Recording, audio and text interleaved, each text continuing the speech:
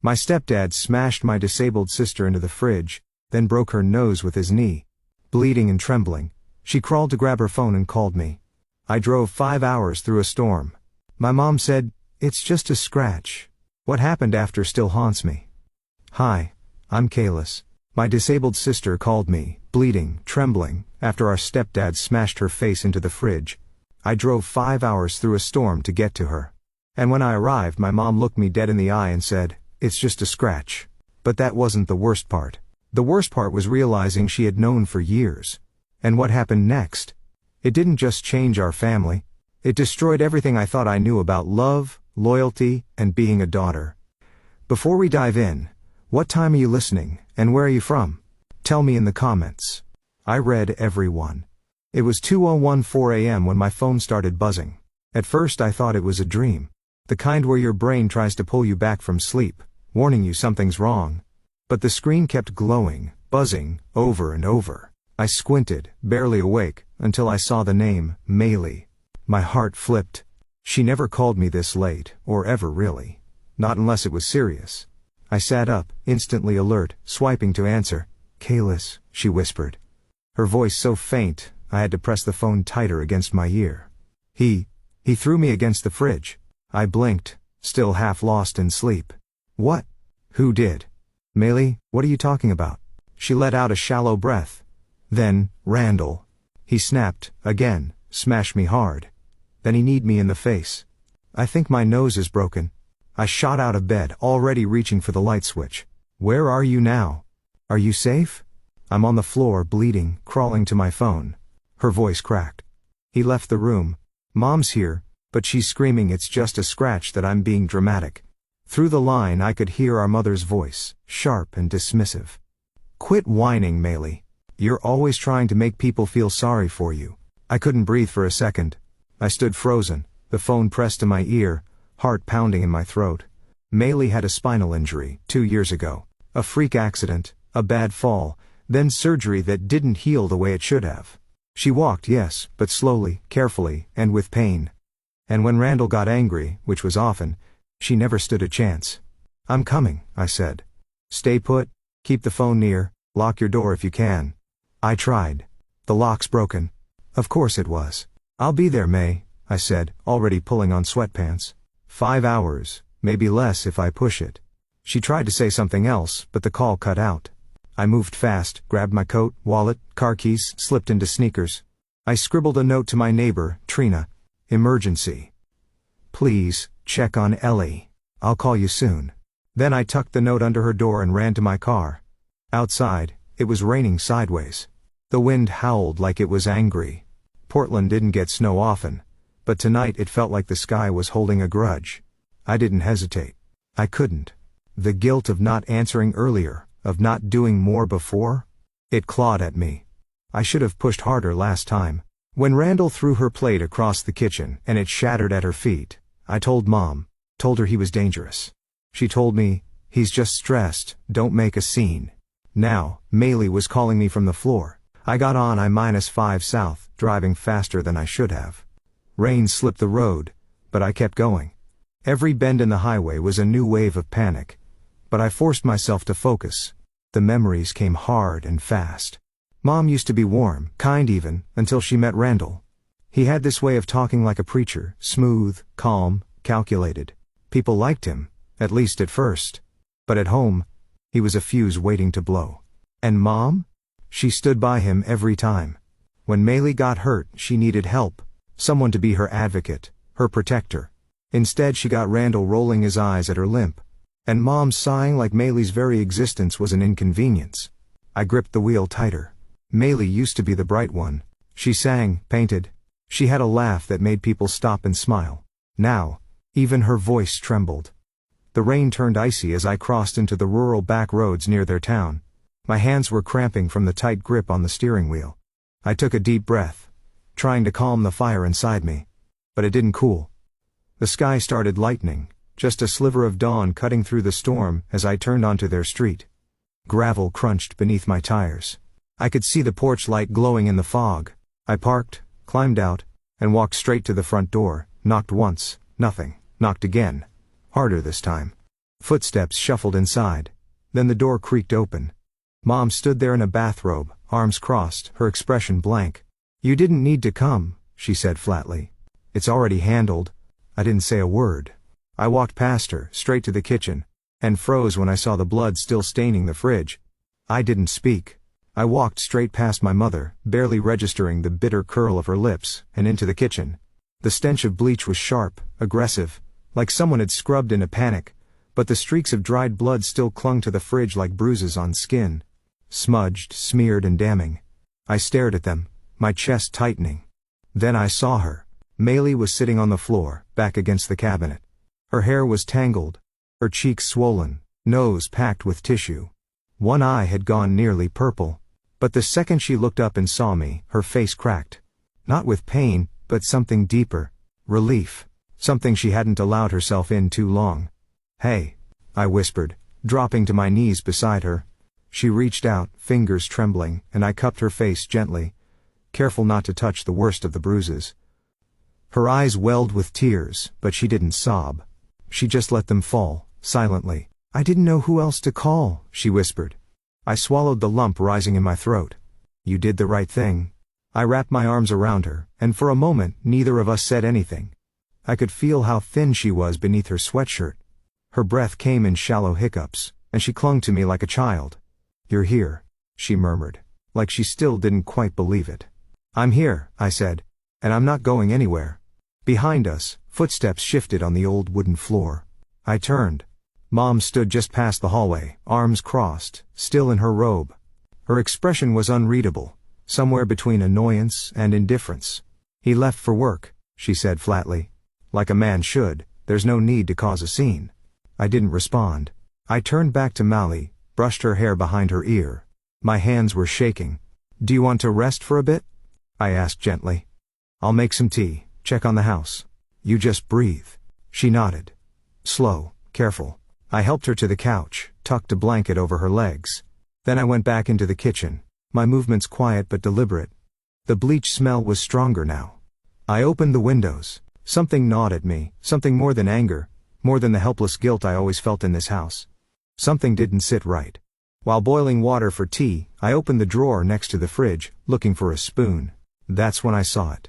A folder, tucked beneath a mess of unpaid bills and receipts. It wasn't labeled, just plain manila. But the moment I pulled it out, I knew. Inside were photographs, dozens, dated. Labeled in scratchy pen, April, left side rib, June, shoulder bruising, August, wrist discoloration. Some showed her back, marked with deep blue shadows. Others showed faint fingertip patterns on her upper arms. There were hospital reports too, ER summaries, X-rays, all stamped accidental injury. I stood there, numb. It wasn't just last night, it had been happening, over and over, quiet, hidden, documented, and no one had done a thing. I walked back into the living room, the folder pressed to my chest. Maylee looked up from the couch, her face pale, but her eyes sharper than before. She saw it in my hands and froze. "I wasn't snooping," I said softly. "It was just... there." She looked away. "I kept those," she whispered after a long silence. "In case I ever needed to. Prove it. In case someone believed me." I sat down next to her. "I went to the police once," she said, her voice shaking, "took the photos, took a report, but Mom followed me there. Told them I fall a lot, told them I was confused. They believed her."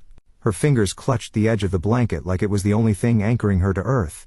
"She told me I'd break the family if I kept lying," she added. "She said it would ruin everything." I couldn't breathe.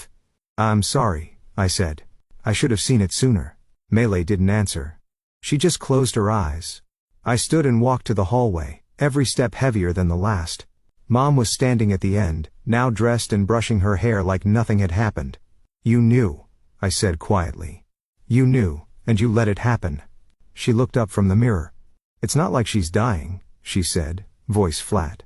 "Everyone has hard days." My blood turned to ice. "She has fractures," I snapped, "bruises the shape of hands, a broken nose, and you're talking about hard days?" "You always were dramatic," she muttered. "She's not some angel. You think I haven't had to deal with her tantrums? Her falling all the time?" "She didn't fall," I said. Each word sharp. "He threw her." Mom rolled her eyes. "You just make everything worse." And that's when something inside me cracked, not in a loud dramatic way but quiet, final. Like a door I'd kept open for too long, finally closing. I stared at her, the hallway suddenly too small, too cold. For the first time I saw my mother for who she really was. I stood there, unable to move. My mother's face was still, her expression flat, almost bored. Like all this was just an inconvenience. I didn't recognize her anymore. Or maybe I never really had. I stepped out onto the porch, the old wood creaking under my boots. The clouds hung low over the hills, heavy with that Oregon dampness that soaks into your clothes, whether it's raining or not. I pulled my hoodie tighter, my chest was burning, my legs trembled, not from fear, but from knowing something had to change. Maylee couldn't stay here another night. Heck, another hour. I had driven 5 hours through a storm to get to her, thinking I was showing up for comfort, but I was wrong. This wasn't a visit.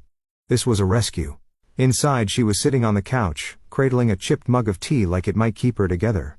Her nose was still swollen, bruises bloomed under her eyes, and her wrist had started to puff up. She gave me a shaky nod when I came back in, as if reading my thoughts. "Start packing," I said softly. "We're not staying." Maylee didn't ask questions. She just stood, limped toward her room, and began gathering her things. I followed her after a few minutes to help. Her drawers were a mess, and she couldn't lift much with one arm. While she folded clothes with her good hand, I opened her desk, hoping to find her phone charger or medications. One drawer stuck halfway. I tugged harder. Something was jammed in the back. I reached in, and pulled out a thick book. An old copy of Little Women, its pages carved out in a rough square. Tucked inside, wrapped in duct tape, was a phone. "Maylee?" She froze, looked at the book in my hand, and sat down slowly on the bed. "That's the backup," she whispered. "Randall smashed the first one. Said girls like me shouldn't be texting strangers." She looked down, her fingers tracing the edge of the blanket. "I bought that with birthday money I hid from Mom, just in case something ever happened again." I wanted to scream, but I couldn't afford to. Not now. Instead, I stuffed the phone in my pocket, and kept moving. "We'll take what we can carry. You'll come home with me. For good." Her lip trembled, but she nodded. I went to the kitchen to grab her medications, and something made me pause by the counter. I remembered setting up a small savings account for her last year. She hadn't touched it, she'd said. Said she didn't know how. I pulled out my phone, and logged in. My hands went cold. And every month, like clockwork, her disability checks had been deposited and cashed, not withdrawn, cashed. I turned to Molly, who had followed me silently. "Did you use this account?" She shook her head. "Mom handles it." I blinked. "Handles what?" She told the people at social services she helps me. Said I can't be trusted with that kind of money. Said it's safer this way. She gives me a little sometimes if I ask nice. I stared at the screen. Thousands. Gone. All while Mally wore the same shoes from high school and rationed ibuprofen. I didn't even bother breathing before I stormed into the living room. "She's your daughter," I snapped. "And you've been stealing from her. Letting that man beat her. You knew." Mom stood by the hallway mirror, adjusting her earrings like she was getting ready for a brunch. She didn't even flinch. "You think you're better than me just because you left," she said, not even looking at me. "You don't know what it's like to keep this house running. To have to make decisions no one wants to make. I did what I had to do." "No," I said, my voice low. "You did what was easiest, and you let her pay the price." She turned to face me. "Don't you dare come into my house and judge. You left. You ran off to your little life and left the rest of us to deal with the mess." Before I could answer, the front door slammed open. "Randall." He stepped in, shaking rain off his flannel jacket, and stopped cold when he saw me. His eyes narrowed. "What's this?" Mally shrank behind me. I stepped forward. "We're leaving. Don't say a word. Don't touch her. Just move." His jaw clenched. "You think you can just waltz in here and take her? She's not a piece of furniture. She's a person." "You're not taking her," he said flatly. "I already have." We stared each other down for what felt like forever. My hands shook, but I didn't back down. I didn't blink. He took a step toward me, and for a second I thought he might try something. But then he laughed, low, bitter, and turned away. "Fine," he muttered. "She's your problem now." I didn't wait. I turned, grabbed Mally's bag, and guided her outside. The drizzle had turned into something steadier now, more mist than rain, but still wet enough that I pulled her hood over her head. Mom stood on the porch. Arms folded. Lips pressed into a tight line. She didn't say a word. Didn't ask where we were going. Didn't stop us. Just watched. I helped Maylee into the passenger seat, adjusting the seatbelt so it wouldn't press against her bruised ribs. She leaned her head against the cold window, her breath fogging the glass. I started the engine. It rumbled to life as the gravel crunched beneath the tires and the old driveway disappeared behind us. I whispered into the thick quiet of the car more to myself than her. We need help, but I don't know who we can trust. The road stretched endlessly in front of us, a dull ribbon of wet asphalt winding through Oregon countryside. I kept both hands tight on the steering wheel. My breath still hadn't returned to normal since we left. The trees blurred past in streaks of gray and green and rain tapped soft patterns across the windshield. Maylee hadn't said a word since we pulled away until now. Kalis? Her voice was a whisper, hoarse and small. I glanced sideways. She was curled against the window, her sleeve bunched up, dried blood still crusted under her nose. She looked like a child again, like the little girl who used to crawl into bed with me during storms. I've been thinking, she murmured, we could go to Gramps. I blinked. Gramps?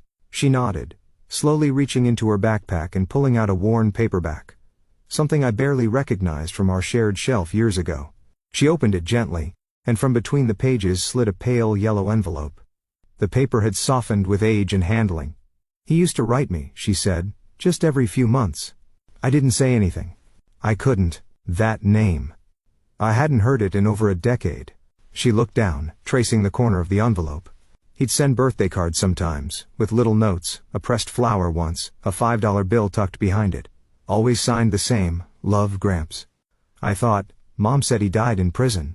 Maylee nodded, a strange mixture of sadness and defiance in her eyes. She told me that too, but I never believed her. Not really. He always knew things, like when I started physical therapy again, or when I got that scholarship you helped me apply for. He'd reference it, just enough to know he wasn't guessing. I pulled over. I didn't even realize I was doing it until the car was idling beside a grassy ditch and my heart was pounding. Why didn't you tell me? I wanted to, but you were gone, and Mom would have lost it if she found out. She tore his face out of every photo we had. She called him that criminal and said he ruined her life. I leaned back against the seat, feeling the lie settle like something sour in my stomach, and all this time he was still alive. Maylee reached down again, pulling out a second smaller envelope. This one's from a couple months ago. I kept the return address. She handed it to me, and I stared at the small block letters, Eugene, Oregon. Not even an hour from where we sat, I tapped the address into my phone. The signal was weak, but the route popped up. 42 minutes, back roads mostly. He wasn't some ghost of the past. He was real. He was close. We didn't say much after that. I merged back onto the road, the rain now gentler, misting across the windshield. My thoughts wouldn't quiet. I kept replaying everything. Mom's cold voice, Randall's sneer, Maylee's broken face. The more I pieced it together, the more I saw how deep the rot ran. We'd believed Mom, because we needed to. That's what kids do. You trust your parents like they're gods until one day, they're just people. And sometimes not good people. The road narrowed as we turned onto a gravel path framed by tall fir trees. Faint light filtered through the branches, casting long trembling shadows over the hood. I slowed as a small weathered cabin came into view, set back from the road, surrounded by stacked firewood and overgrown ferns. I parked just outside. Maylee was silent, gripping that same envelope. Her fingers trembled slightly. I reached for her hand. Before I could even knock, the porch light flicked on. The door creaked open. A man stepped into view, older, gray at the temples, but tall, upright. His clothes were worn but clean. His face, lined by time, looked at us with a mix of shock and something almost like fear. His gaze landed on Maylee. He froze. "You look just like her," he said, voice shaking. "Your grandmother." Maylee's eyes welled. "I kept your letters," she said softly. The man stepped back, still stunned, and opened the door wider. "Come in." We entered slowly. The warmth hit first, a soft, steady heat from a wood stove in the corner. The smell of broth filled the small space, and a worn quilt lay folded on a nearby rocker. It felt like walking into another world, one untouched by all the venom we left behind. He didn't ask questions right away. He made tea instead, Set bowls of soup on the table without fuss, no big speeches, just presence, quiet, steady presence. After we ate, I leaned forward, finally breaking the silence. We don't have anywhere else to go, not tonight. You don't have to explain, he said gently. You're safe here. It was such a simple sentence. But the weight of it, I didn't even realize I was crying until I tasted salt at the corner of my lips. I glanced at Maylee.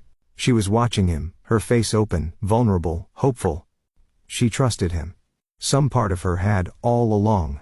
But me, something still held back, something in my gut, because if he was safe, then why had Mom worked so hard to erase him? You're safe here, he said again, reaching to refill our mugs. But as I looked around that quiet little house, every instinct in me whispered the same thing. This isn't over, not by a long shot. We didn't sleep much that night. The storm outside had passed, but something else, something colder, was still pressing at the windows. I stayed up on the couch, listening to the old place, her breathing shallow and uneven. I watched the flames flicker for a long time before pulling out my phone again. The voicemail. I hit play for the 4th time. My mother's voice came through like a quiet threat wrapped in silk. She's still a minor, Callus. You're interfering. Don't forget that. No yelling, no panic, just cold control. That was what terrified me the most. From across the room, Maylee stirred. Are they coming here? She asked, her voice barely above a whisper. She didn't need to say who they were. I won't let them near you, I said, forcing the words to sound stronger than I felt. I promise. Morning came in shades of gray. Mist hung over the trees like a veil, and the air smelled like wet pine and smoke. Gramps brewed coffee the old-fashioned way. Percolator on the stove. The scent filled the cabin, comforting and familiar, in a way I hadn't expected. We sat at the kitchen table, the wood dented and worn, and I finally asked what had been tugging at me since the night before. Why did Mom cut you off? Gramps took a slow sip. His hands were rough, weathered from years of work, but they didn't shake. She forged checks, he said simply. Hospice checks. They were supposed to cover your grandma's care near the end. I caught her, reported it. Next thing I knew she was gone, with you two. Changed numbers, changed everything. I blinked. I thought Grandma passed in peace, that she just faded. She died scared, he said quietly, alone. Your mother emptied the account and vanished before the final bills even came due. The weight of his words settled like fog in my chest. No amount of denial could cushion the truth anymore. I looked over at Maylee. Her face was pale, lips pressed tight. She reached for the sugar and accidentally knocked her spoon off the table. As it clattered against the floor, she crouched to grab it but paused. There's a gap, she murmured, pointing to the corner beneath the bench seat. I crouched beside her. One of the floorboards was loose. Gramps frowned. That's strange. Together we pried it up. Dust rose beneath the plank was a tin box wrapped in a faded towel. Inside, old Polaroids, a bundle of letters, and a yellowed envelope marked Last Will Testament. My breath caught. The paper inside was brittle, but the ink still held, dated 12 years ago. I scanned the lines, heart pounding. In the event of my passing, all property, assets and holdings shall be equally divided between my granddaughters, Callus and Maylee. My name. Her name, in writing. I looked up at Gramps. His eyes were wide. I forgot I hid that, he said, almost to himself. Back then, I wanted to protect you too. Your mom was never meant to get a cent. I snapped photos of every page, every signature. My hands steadier than I thought they'd be. If they try to take her back, I said, voice trembling with fire. This goes straight to the court. Gramps gave a short nod. You've got your grandma's strength. She would have liked that. Later, as we sat in the living room, the old clock ticking softly behind us, I started researching legal aid clinics in Eugene. I typed with purpose, every click grounding me in something real. I'll need proof of injury too, I muttered. Maylee's bruises. Her nose. Gramps opened a drawer and pulled out a boxy disposable camera. I took some shots last night, old habit. I took it from him. Thank you. Maylee shifted closer on the couch. I want to talk, she said, barely above a breath. To someone official, I'm tired of pretending I'm fine. Tired of feeling like if I say anything, it'll only make things worse. I looked at her, this girl who'd spent years shrinking herself to survive, and saw something new behind her eyes, not just pain, fire. Before I could respond, my phone buzzed. Unknown number, I hesitated. Then answered. A low voice, deep and gravely. We know where you are. You have until sunset. The line went dead. I stared at the screen, then at the cabin door, which suddenly seemed far too thin. We need to go, I said, standing up so fast the chair legs scraped the floor. Now. Gramps didn't argue. He grabbed his keys. Maylee clutched the camera to her chest like a shield. I grabbed the will, the letters, and the only thing that mattered more than evidence. My sister. We didn't pack. We didn't speak. We left everything behind. Just grabbed the camera, the will, and the girl who refused to be broken. We didn't wait. I threw the bag over my shoulder, tucked the old will into my coat pocket, and kept the camera close. Maylee clutched my hand like she was still 6 years old. Gramps stood by the porch, lips pressed into a tight line, holding the truck keys out to me. We drove straight to the clinic. Maylee leaned into me in the passenger seat, face pale and bruises now blooming in yellows and blues. She hadn't said much since the phone call, just rested her head against the cold window, watching trees blur past. Her eyes were glassy, but she hadn't cried. Inside the waiting room, everything smelled like bleach and stale coffee. The walls were covered in faded posters about flu shots and back pain. I checked her in, handed over her ID and mine, and we were told to wait. The nurse called her in within 10 minutes. I wanted to go with her, but Maylee just whispered, "I got this." I stayed seated. The camera rested on my lap. I kept one hand around it, tight, like it was a lifeline. Through the glass window behind the counter I saw Gramps still in the truck, engine running for the heat. His silhouette leaned back slightly, arms crossed. I knew this was all too much for him, but he came anyway. That meant something. I stared at the second hand of the clock until I felt someone step into the room. Heavy boots, slow, intentional. I looked up. The man standing in front of me was about 6 feet tall, built like an old lineman gone soft with time. Gray mustache, uniform, sheriff badge on his chest. "You Callies?" he asked, voice smooth like he was chatting over pie and coffee. I nodded. "I'm Sheriff Wallace. Mind if we talk a sec?" His tone was light, almost friendly, but I could feel something underneath it, that off-note people play when they're pretending too hard. He didn't sit, just stood a little too close. "I know your stepdad. Hank and I go way back. T-ball days, you know?" I looked him straight in the eye. "This isn't about baseball." His smile twitched. "Just wanted to see what all the noise was about. Your mom called us early this morning. She's concerned, said you might have, taken Mally without consent." "She called for that?" I folded my arms. Not for the broken nose, the bruises. The fact that Maylee crawled to her phone to call me because she was afraid he'd kill her? His eyes didn't flinch. "Look, kiddo. I get it. Families fight, and sometimes kids say things that sound worse than they are. Maybe she got hurt tripping over something and didn't want to get grounded. I mean, she's still technically a minor, right?" I stood up. "She's 17, and that kid happens to be terrified of going back." He shrugged. "Just saying, stirring things up might bring Child Protective Services into this. If it turns into a custody thing, they don't always leave kids with siblings, might end up in foster care, and you don't want that." I felt something cold rise in my chest. It wasn't fear. It was clarity. This man wasn't here to help. He was here to quiet things down, to make this disappear. "Is that a warning?" I asked. He gave me a long, practiced look. "I'm saying it's complicated." The door to the exam rooms opened. Mally stood there, hugging her coat around her thin frame, nose still red but cleaned. She must have heard the last few words. Her face went tight, jaw clenched. "I'm not making it up," she said, voice low but steady. "He did it. He's done it before." Wallace turned. "Sweetheart. No one's saying you're lying.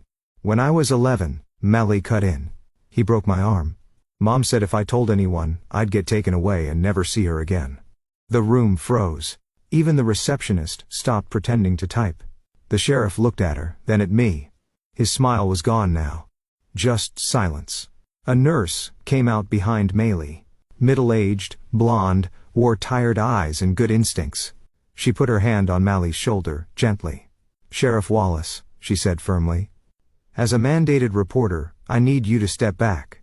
This is a medical facility, and she just disclosed prior abonné." He didn't say anything at first, then gave a curt nod. "I'll make note," he muttered, turning to leave. When the door shut behind him, Maylee leaned into the nurse. "I'm sorry," she whispered. "You have nothing to be sorry for," the nurse replied softly. "You did the right thing." I stepped forward and touched Mally's hand. "You were brave." Her fingers gripped mine. "I'm tired of being scared." We thanked the nurse, got a printout of her injuries, and stepped back outside. The sky was overcast now, and the light had that strange gray tint that made everything feel like winter, even when it wasn't snowing. Gramps was still waiting, tapping the steering wheel with slow fingers. Back in the truck, I pulled out my phone and called a legal aid hotline I'd bookmarked last night.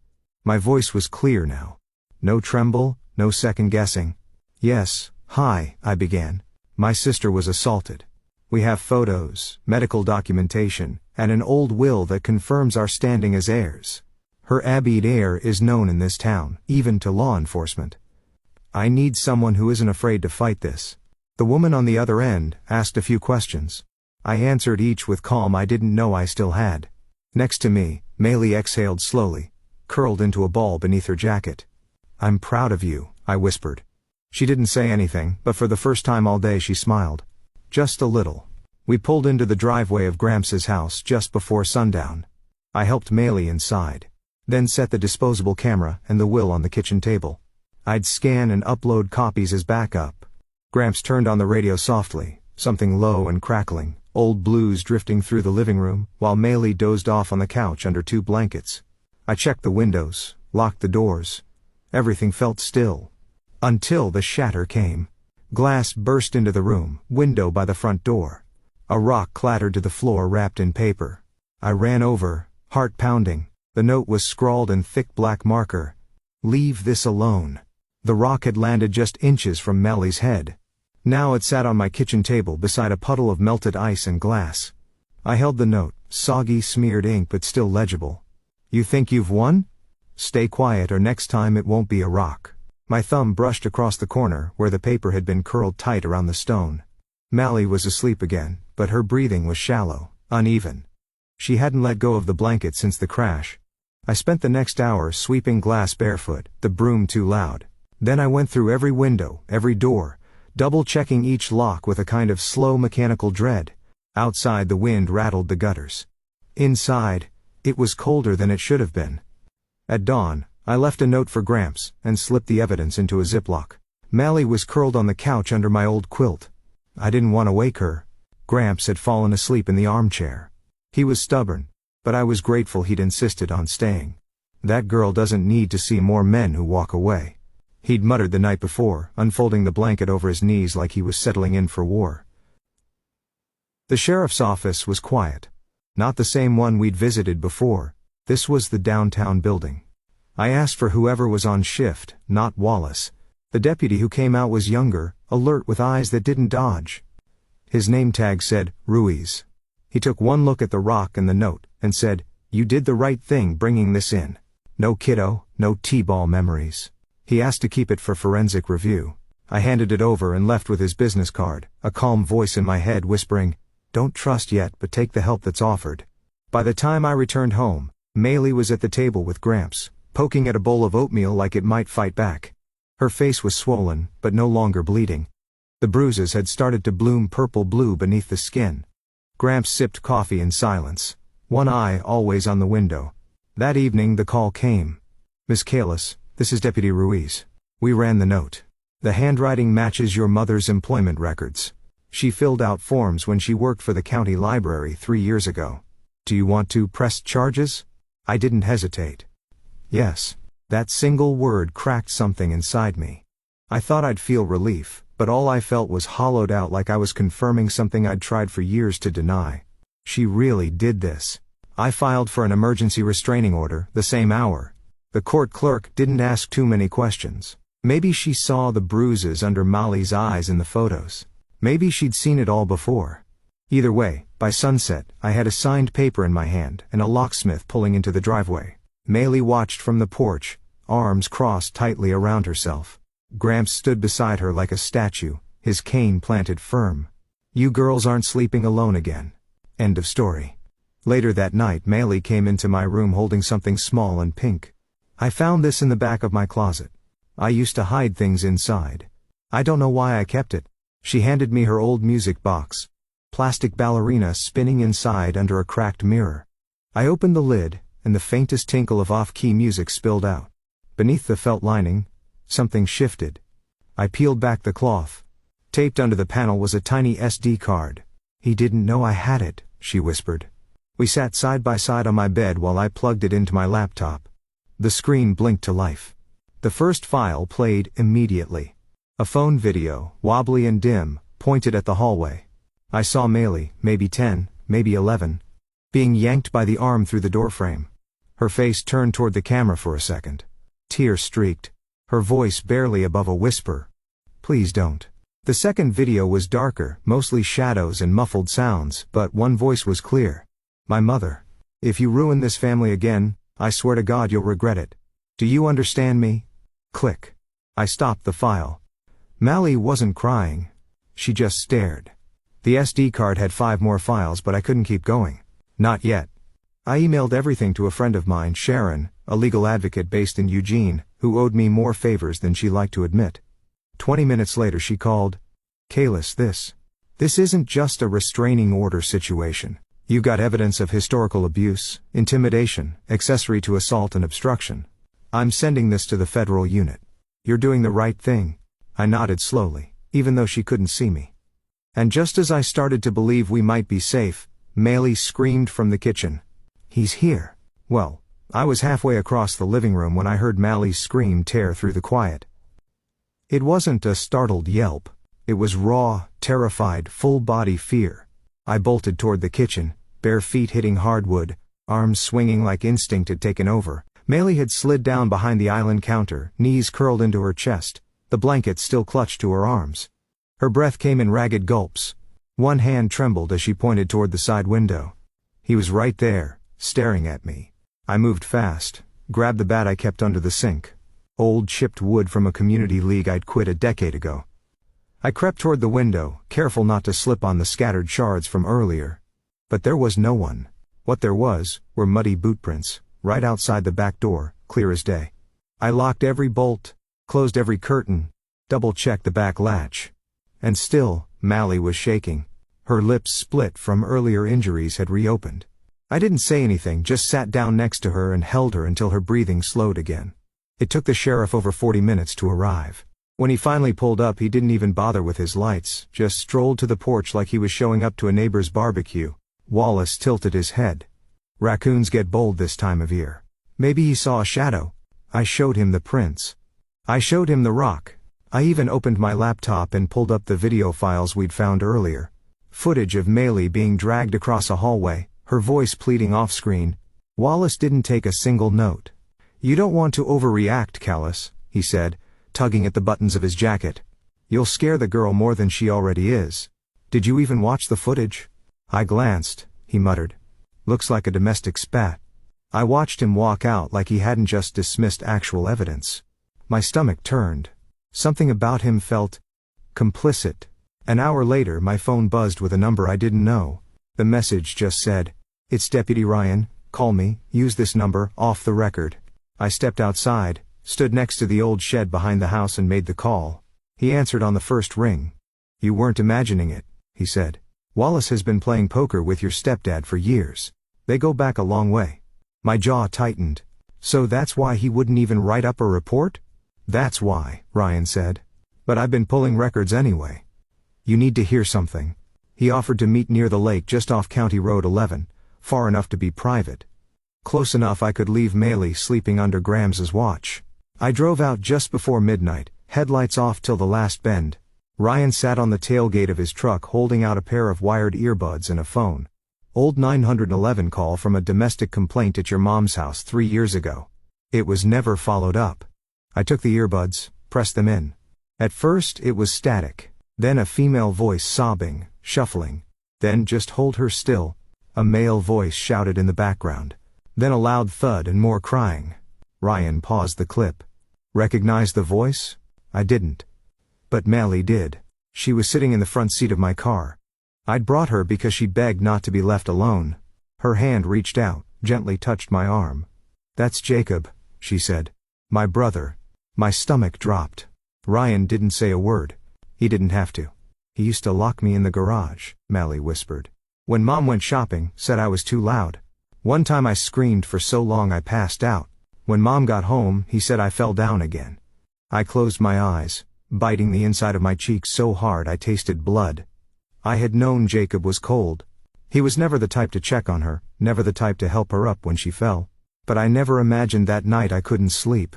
I sat in the living room, watching the shadows flicker across the walls, playing the recording over and over in my head.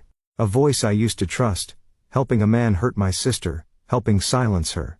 By morning, Ryan sent another message. I found something else. You need to hear it. This time he didn't meet in person. He sent an audio file through a secure link. It started with a woman's voice, familiar, controlled. Just say the injuries were from a fall. We don't need another lawsuit. Then another woman's voice, quieter, unsure. But she said he hit her. That's not what happened. The first voice snapped. And if she says otherwise, she'll ruin this family again. I recognized the voice, instantly. It was my mother. Ryan added a note. Clinic visit 2 years ago, recording submitted by an informant who overheard the conversation. Her partner, your stepdad, filed a $380,000 insurance claim for back injuries from that incident. And just like that, the last piece clicked into place. The lies, the minimizing, the silence. My mother hadn't just forgiven him. She'd protected him again and again because their entire house of cards was built on deceit. Because if Maylee had been taken seriously, the insurance money might have vanished. The lawsuits would have reopened. The family's image shattered. I stared at my phone until the screen dimmed. Maylee was still sleeping when I got back. Curled up on the couch with the same blanket, her cheek resting against her elbow. A small scratch on her lip from where she'd bit down during the panic earlier. She looked so young like that. So fragile, but not broken. She had survived more than I ever knew. And she was still here. I brushed a piece of hair from her forehead and whispered, I promise you, this ends now.